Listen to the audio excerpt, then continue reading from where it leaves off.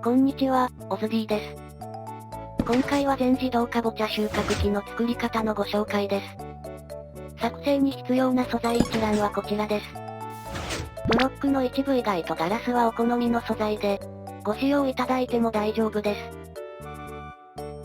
かぼちゃ以外にもスイカでも使用できます。どちらでもお好みの方で作成してみてください。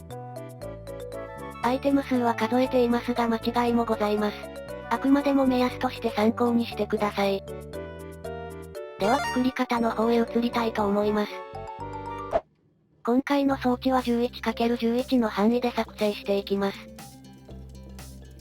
まず最初に縦方向に3マス穴を掘ります。今掘った溝の奥側の両サイドを1マス掘ります。最初の3マスの正面側にラージチェストを設置します。チェストの背面にしゃがみながらホッパーを設置し、そのホッパーに接続するように両サイドにも設置。正面側から見てホッパーの端から3マス目を、深さ2段で1マス掘ります。その穴の中にトーチを1つ設置します。設置できたら上を元のブロックで戻しておきます。反対側のホッパーの1マス開けたこの箇所から、深さ2段で奥側に9マス掘っていきます。今掘った穴の中にそれぞれトーチを設置していきます。設置できたら先ほど同様に上部分を、元々のブロックで元に戻しておきます。最初にトーチを設置した角部分から、パワードレールを2つ設置します。パワードレールの続きから普通のレールを、3つのホッパーの上まで設置していきます。レールの続きに2つパワードレールを設置して、最後はレールを前後に設置して曲げます。あとは同様にレールを設置していきますが、こちらの端部分は通常レールで大丈夫です。設置してこのようになった場合はパワードレールを、一度外して先に奥側のレールと接続しましょう。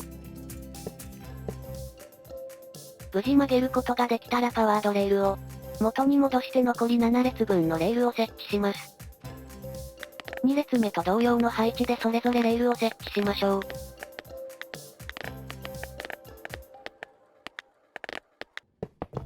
最後の端部分は奥2マスにパワードレールを設置。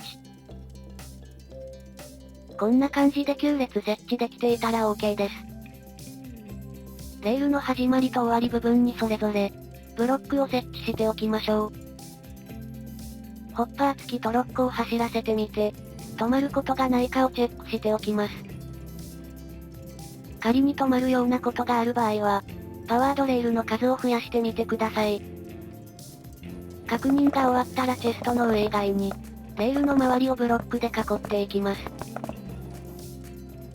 最初のパワードレールの横のブロックの上に、仮ブロックを3段で設置します。仮ブロックの上段にブロックと下向きのピストンを、交互に設置して端のレールの上まで設置します。次の列はブロックとピストンの位置を、それぞれずらして設置していきます。これを繰り返してレール部分の上すべてに、交互でブロックとピストンを設置しましょう。こんな感じで交互に設置できていれば OK です。次はレールの上部分すべてに土ブロックを敷き詰めます。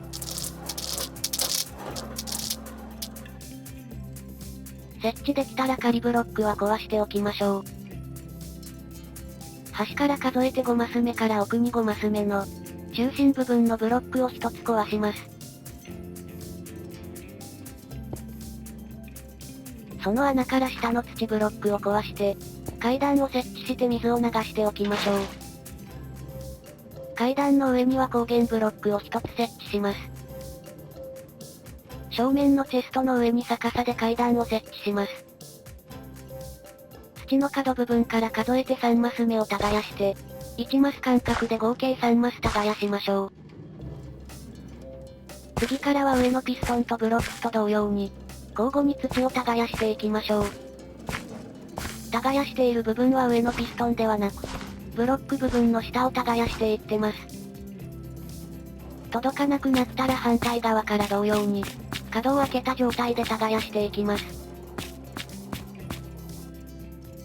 残りの両サイドも同様に耕していきましょう。正面左側のこの部分にブロックを2段設置。反対側にも同様にブロックを設置。背面側にも同じ位置にブロックを、それぞれ2段ずつ設置しておきましょう。上側のブロックの土側の側面に、それぞれトーチを設置しておきましょう。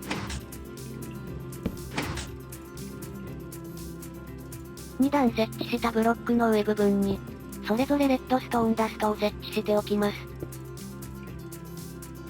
こんな感じでピストンが上がっていれば OK です。動画のようにレッドストーンダストを角部分から横に3マス、奥側に3マスと設置していきます。次は角部分からまっすぐに3マスと、左に1マス分レッドストーンダストを設置しましょう。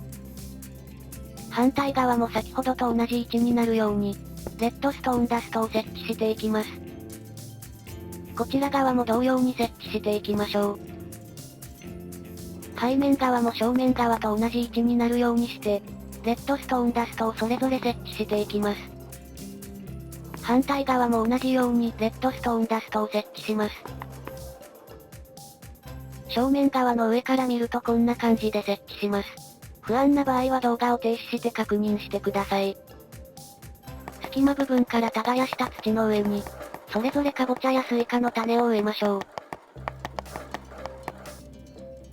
あとは畑部分から作物が飛び出さないように、側面部分にガラスを設置していきましょう。これで装置自体は完成となります。あとはカボチャが成長するのを待って、トーチ横に実がなったらピストンが動きます。トーチの横のブロックに何か変化があったら、トーチが反応してレッドストーン信号が送られる仕組みです。ただごく稀にこのようにトーチ横のカボチャが、トーチ稼働中にすぐに実をつけることがあります。そうなるとこの一角は稼働しなくなってしまうので、そういう場合はこのガラスを割ってあげましょう。稀ですがこのようなこともありますので、もしこうなった場合はこれで対応ください。収穫されたカボチャなどはトロッコで回収されて、正面側のこのチェストの中に溜まっていきます。あとは土がむき出しで嫌な場合は、お好みで装飾などをしてあげてください。